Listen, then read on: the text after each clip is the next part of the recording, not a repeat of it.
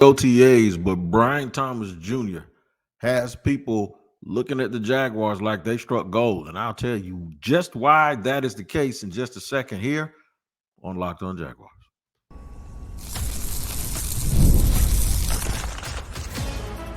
You are Locked On Jaguars, your daily Jacksonville Jaguars podcast. Part of the Locked On Podcast Network, your team every day. It is just that, your team every day here on Locked On Jaguars, and we thank you for making us your first listen every single day. If you want to make us your first watch, head on over to the YouTube page that is Locked On Jaguars and check me, Tony Wiggins, out. And we'll be there every single day. Make sure you hit the like button, subscribe button, and hit that bell so you get notifications each and every time we drop an episode. And then if you just want to hear me, go to wherever you listen to podcasts. I don't care what you're doing, driving, cooking, at work, sneaking. I'll be there. Tap in every single day to make sure you don't miss an episode of Locked On Jaguars. Today's show is brought to you and sponsored by Gametime. That's right, Gametime, man. All the tickets you need to any sporting event, you can get them at Gametime. Download the Gametime app, create an account, and use the code LOCKEDONNFL for $20 off your first purchase. Terms do apply. Shout out to the everydayers for joining us every day. You can be one as long as you join us every single day too. Make sure if you see me in public, you yell out that you're an everydayer, and I will mention your name here on the Locked On Jaguars podcast. If it's a whole bunch of y'all, I'll mention all of y'all. That's right, in one big group. All right, here's what we're going to do. I'm going to try to answer a question to see if Brian Thomas Jr. is the most explosive, most talented wide receiver this team has seen since Justin Blackmon. I'll get to that point. And I know in segment 2, I'll let all of y'all know that I know it is just OTAs and minicamp and guys running around in shorts. Why am I making this a big deal? I'll explain that to you. But first, at the very top, people are talking about Brian Thomas Jr. I will call him BTJ. And they're talking about him like there's no doubt because they've seen him close up, 6 foot. Let me get this right. So I was a big Brian Thomas Jr. fan in the draft process. A lot of that was a little bit of carryover from the fact that I watched him as a prospect. I didn't go to a live game, but the school that I support was really recruiting him, and I was wondering if we are going to be able to pull him out of Louisiana, and we weren't. Right, he went to LSU, and I understand it, but I do think that I'm a little bit cautious when it comes to looking at the second receiver of any team. Let me tell you where that motivation comes from. There were 3 wide receivers on the 2019 LSU team. And I know it's the same school, and that's not why I'm doing this, but I'm doing it because it's a really good example. The highest recruited receiver on the LSU team in 2019 was a kid named Marshall. Terrace Marshall. Recently of the Carolina Panthers, Terrace Marshall, big time 5-star recruit. The second highest recruited wide receiver on that team was a guy named Jamar Chase, who was a 4-star recruit. I think there was another 4-star recruit we probably never heard from again after that, because those two and the guy that I'm going to mention, a former 2-star recruit who I think at the end of the process was elevated to a 3-star recruit. But on the field, Justin Jefferson was the third receiver who was lined up in the slot. Now, the way that it ended up, the way that they were drafted was eventually, not in the same year, Jamar Chase was a top 5 pick. And he was going to be a top 5 pick regardless, but he sat out his redshirt sophomore year, which was his 3rd season. I think he had a problem with his ankle, and then they had a whole bunch of turnover, and the dude was like, look, I think he said, look, man, I could probably play, but I ain't got time for that because it's just going to lower my stock. Well, Justin Jefferson went on to become a rookie year. In fact, Justin Jefferson has gone on to become the highest paid wide receiver, non-quarterback in the NFL. And his first 3 years were as good or better than anybody's, with the maybe exception of Randy Moss. I think he's right above Anquan Bolden when it comes to his first 3 years. He's widely considered the best wide receiver in the league. And if he isn't, the next guy, Jamar Chase was, who came out the following year. So even though Chase sat out, he had a marvelous workout I guess there were folks that probably looked at that and said, you know what? If Jefferson is this good, and he wasn't even the best player, in our opinion, on that LSU team 2 years ago, then that guy got to be that guy. And immediately, just like that, Jamar Chase shows up and he's a star in the National Football League, right? Terrace Marshall still trying to find his footing a little bit. I think he ended up going in the second or third round. But the moral of the story is just because the guy had a dude on the other side who had a lot of yards and was ranked higher and took pressure off of him doesn't mean that he just benefited from that. In fact, I know that's not the case because much like that situation, Brian Thomas Jr. came out of high school ranked higher than Malik Neighbors. Malik Neighbors ended up going in the top 6 in the NFL draft. And I always said, man, they're overlooking that kid. They're overthinking it. And a lot of people talked about Brian Thomas Jr. and his routes. They said, well, they only ran 2 or 3 routes, but he ran the hell out of those 2 or 3 routes, right? And the thing that they didn't do was continue to look at why he was a 5-star recruit, his physical ability. I think sometimes we get spoiled when we want players to come right into the NFL and have all of their stuff together, as opposed to looking at it from an athletic standpoint and a blue sky standpoint, saying, okay, he's what is he going to be? And whatever he does now, even if it's limited, he can help us right now doing just that thing. And that's where I want to sit here and try to navigate through this show. That's what I believe, that people that have seen Brian Thomas Jr. up front and close and have a reference point in the National Football League, like Jaguars media, to compare it to people who have been here in the past, and it'll tell you he just looks a little bit different. In fact, he looks a lot different. And I mean this in a good way. He looks like those dudes that have constantly walked into the Jaguars games wearing another uniform, and we go, ooh, how do we got to stop that? And now we have one of those guys here for us. So the reason why I stopped is because I always say 6'4", 215 pounds, and then somebody goes, well, he's listed at 6'2". Okay, so the Jaguars officially say that he's 6'3". On draft night, they had him listed at 6'4" on the information that they gave us. Flat-footed, he might be 6'2" and a half for real, but that's all relative, because if you take that inch away from him, you got to take it away from every single player in the league, because they say, well, they elevate his height an inch. Well, they elevate his, they elevate everybody's, right? So you can't tell me Christian Kirk is no 5'11". I'm sorry. I'm just being honest with you. I stood right next to him, and I'm 5'11" and a half. I'm 5'11" and 3/4 technically, so I'm 6 feet, and he ain't taller than me. In fact, I look down at him a little bit. But the point is that we got us one. We got us one. Athletically, the stride, the gracefulness, the calmness. Some people think he's too calm. They say they want him to talk more.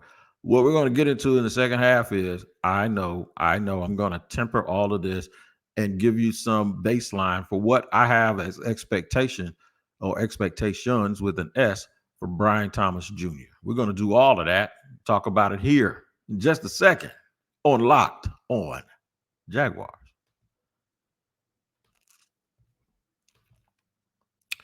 Today's show is sponsored, as I said at the top, by Gametime. That's right. You know how you go buy tickets for sporting events and you try to get them at the last minute and people act like you're getting on your nerves, or you're getting on their nerves? That's not going to happen at Gametime, because Gametime is the real deal. So you download the app, and then guess what? You can find tickets to sporting events, plays, anything, monster trucks. If there's an event going on and there's a venue and there's a whole bunch of people that's going to show up, Gametime has the ticket. And guess what? They save up to 60% off buying last minute for sports, concerts, comedy, theater. They specialize in last minute deals. So take the guesswork out of buying NBA tickets with Gametime. NBA, NFL, you can catch the finals. You got one more game, I think, to go catch the finals. So download the Gametime app, create an account, and use the code LOCKEDONNFL for $20 off your first purchase. Terms apply. Again, create an account and redeem code LOCKEDONNFL, all one word, for $20 off your first purchase. Download Gametime today. Last minute tickets, lowest price guaranteed.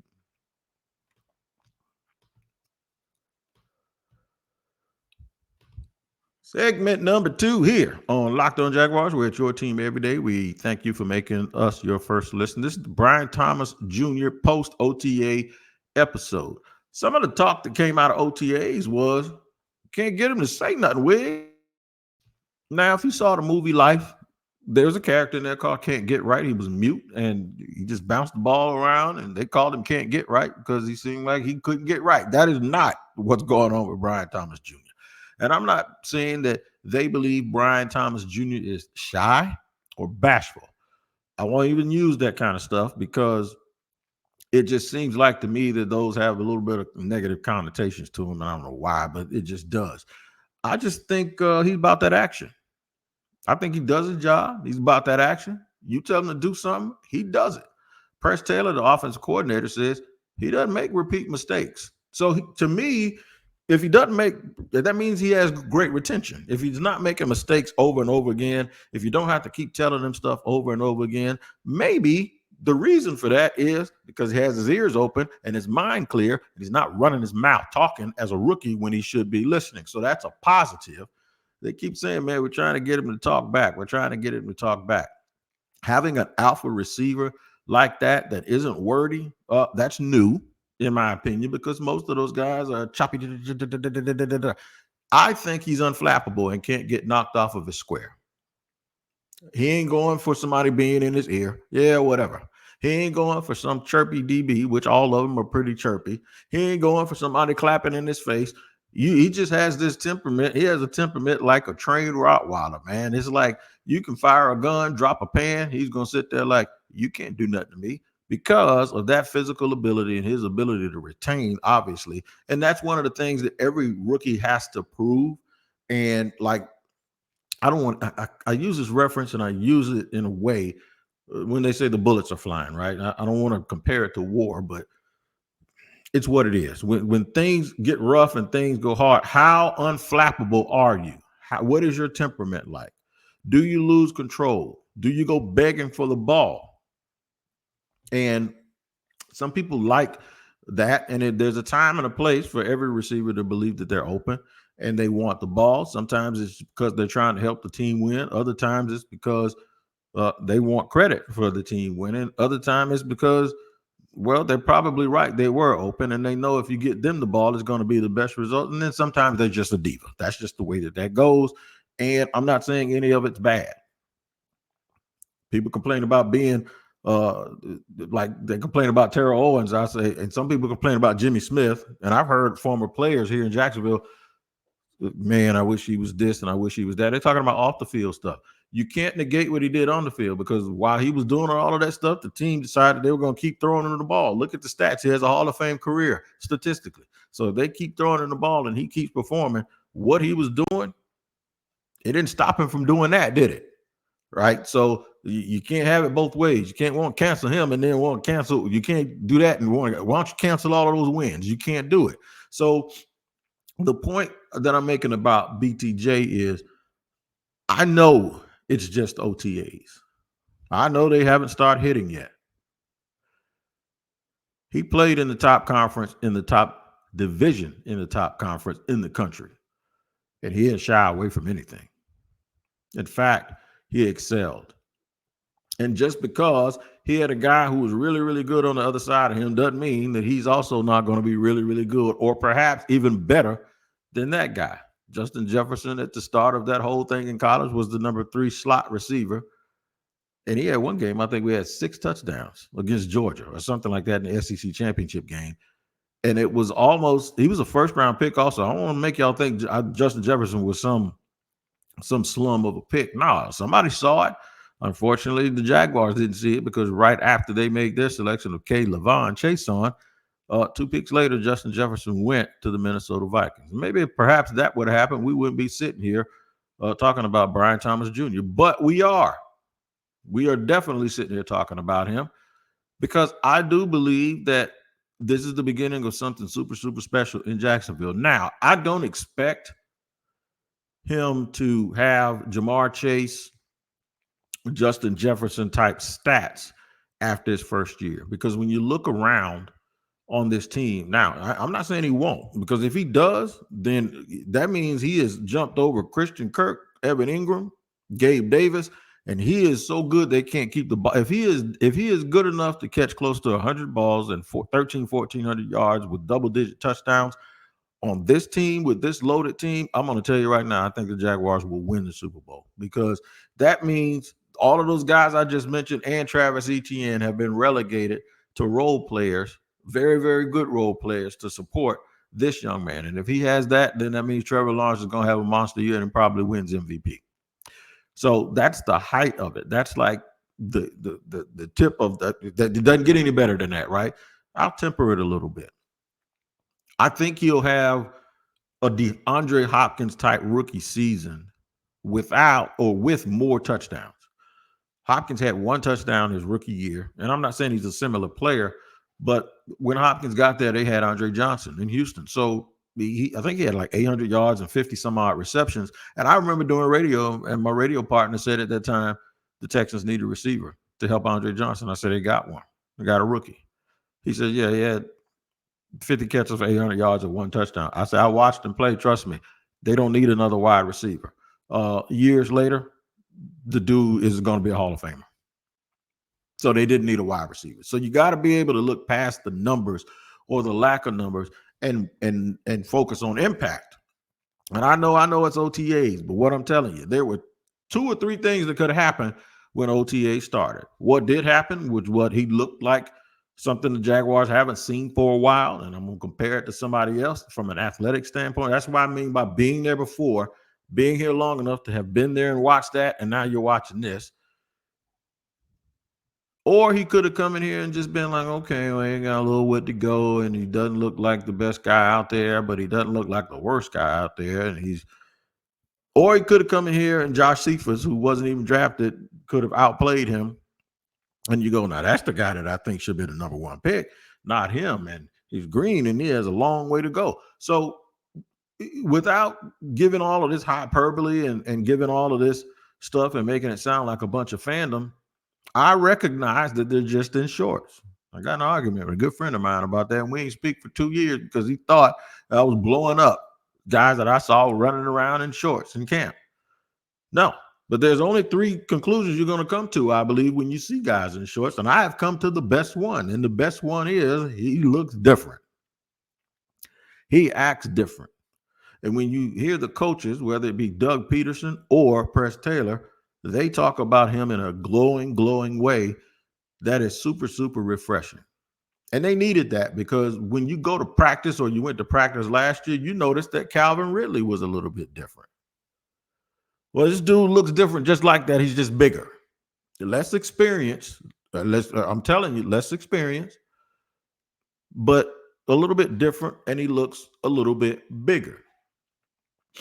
Dare I say, the last guy I've seen at the wide receiver, not even Allen Robinson, I'm sorry, that has looked like this was Justin Blackmon. Is he the best since Justin Blackmon? Potentially, and he could be even better because he'll be available.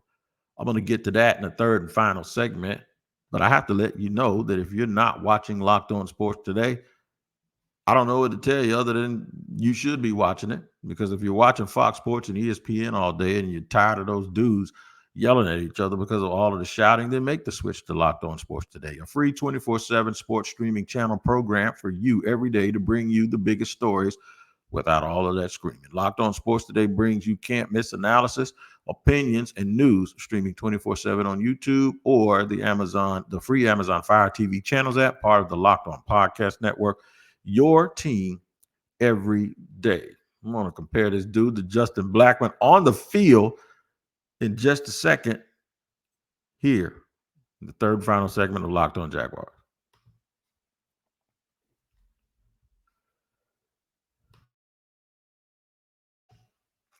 All right, segment number 3 here, talking about Brian Thomas Jr. post OTAs and why I think Brian Thomas Jr. has a chance to be a serious superstar here with the Jacksonville Jaguars. I love when young dudes come in and keep their head down, man, and just go to work. I love it. I love when they embrace that they're rookies, they're young, and they want to be a sponge and just learn. I love when it looks like a dude is just all about that action, and he's not even changing and not tripping on the fact that, well, I got guaranteed money. I got my bread now, right? And I was a big Justin Blackman fan. And this is not about piling on Justin Blackman for all the things that he's had to deal with off the field. They've been chronicled, and I'm sure at some point he had a lot to come to grips with, because the career didn't match his talent. It was just a blown opportunity, and we wish him the absolute best. The best wide receiver ever play is Jimmy Smith, hands down. The second best wide receiver to ever play here is Keenan McCardell. I think this kid has Justin Blackman talent, physical talent. I think he's fast. I think he has Jimmy Smith's speed, and Jimmy was very, very fast. I think he has the it factor that Jimmy Smith had and that Justin Blackman had, to be honest. But importantly, I think he has a calm and quiet demeanor, and I think that's the DNA that comes from Keenan McCardell. Now, am I saying he's a combination of all three of those? A little bit. It's yet to be seen. I want to see it on game day. He has to be able to stay healthy to help this football team. He has to be able to impose his will. But I'm going to tell you something. There are very few guys that I believe that come into the National Football League that can physically be okay until they get it all down mentally, intellectually, communication-wise, or whatever that is you want to call it. So, yeah, I believe that there's a lot to be optimistic about. I think his personality is fine. Even if he was a little louder and more boisterous, that would be fine. But you know who's quiet? Some of the guys I mentioned, they're not very loud. Jamar Chase doesn't say much. He just gets about his business. Jimmy didn't say much. Keenan didn't talk much. One thing Keenan used to say, he was open all the time. So that doesn't make you a bad wide receiver because you say, hey, man, I'm open, give me the ball. That just makes you a dude that wants to be a contributor, right? And get those numbers up. The thing is when you have players like that, they make other people better. And all I know is the second that physical ability steps on that field, he can go deep and he can catch anything. And if he catches it, he can. I saw a play with Tim Tebow and Demaryius Thomas, the late Demaryius Thomas, in overtime against the Steelers, where he caught a crossing pass and he canceled every angle on the way to like an 80-yard touchdown. That's the kind of stuff I envision this kid doing. I remember the play Jimmy made in Denver when the ball was overthrown and he turned these jets on and went and got it. That's the stuff I remember and can see this kid doing. Something else. I remember Keenan McCardell on Monday night against Dan Marino, the year the Jaguars eventually beat them 62-7 in the playoffs.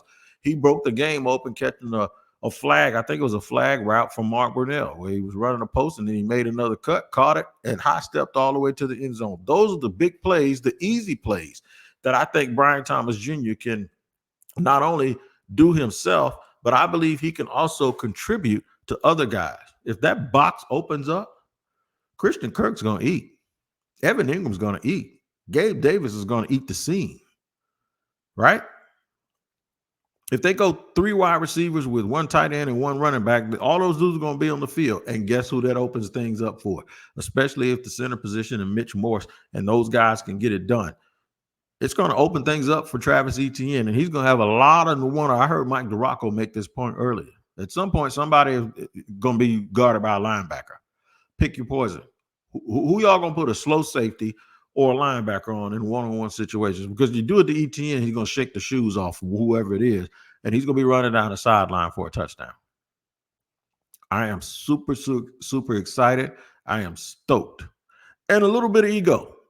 I was right about Brian Thomas Jr. when I started my evaluation process. So remember that next year when I'm talking about prospects, and while I don't claim to be the dude that's going to look at 400 of them, if I come on here and I tell you I like him, pay attention, because once I give a dude that stamp, a lot of times I'm batting like 85% that he turns out and he makes it. And when he doesn't, it's usually because it's something that we see once a kid gets started and he can't handle all of that physicality, or it's just a bad situation. And some dudes who actually go to bad teams that don't fit. Like, I was wrong about Nakobe Dean. I thought Nakobe Dean was going to be a star in the NFL because there are other guys similar in stature and his size that have done it. And it hasn't happened for Philly. In fact, Philly keeps going out adding linebackers to their team. So I'll admit when I'm right about a guy. I'll admit when I'm wrong about a dude. I wasn't wrong about Jamar Chase because I said a year before he was drafted, he's going to be the best receiver or close to being one of the top receivers in the National Football League. And that's easy scouting.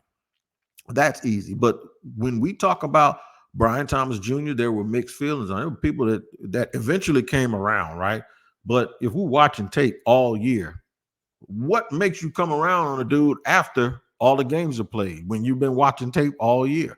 I don't really get that. I don't know how guys go up and down on players without seeing any new evidence or any new reason to change their mind. But I was on Brian Thomas Jr. from the very start, and I was real scared that he wasn't going to be there for the Jaguars to pick.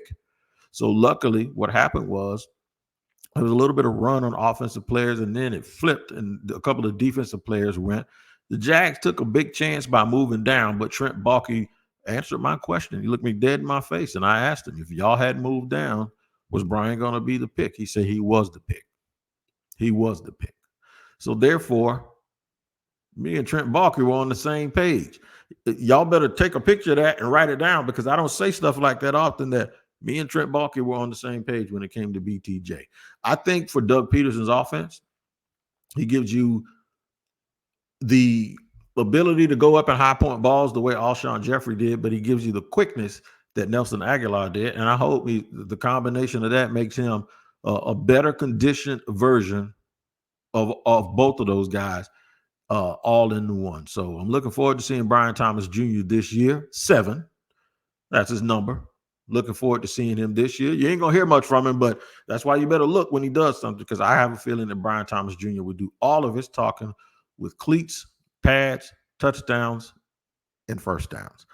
All right, man, make sure you check out Locked On Sports today. It is launched Locked On has launched the first ever national 24 streaming channel on YouTube. And now it's also available on the Amazon Fire TV, free Fire TV channels app. Locked On Sports today is here for you 24/7, covering the top sports stories of the day with local experts of Locked On, plus our national shows covering every league. Find Locked On Sports today now available, the free Fire TV channels app. You guys make sure you tap in to Locked On Jaguars every single day, because it's your team every day. We always thank you for making us your first listen. Since OTAs are over, I'm going to give you some impressions of players all the way, try to do this all the way up to training camp. I really want to get into next week. I know we got one more day. I'm going to do a player profile tomorrow. I'm going to talk about Cooper Hodges and a couple of other guys that are coming back as year 2 players to have something to prove. But next week, I'm going to get into questions that I have about Jaguars, things that I feel that are answered, and then things that are unanswered. But we're going to do that all week based on what we saw and what we heard from OTAs. All right, man, until then, you guys take care of each other. Make sure you tap in every single day, and I'll be here every single day too. Thank you for making Locked On Jaguars your first listen. It is your team every day.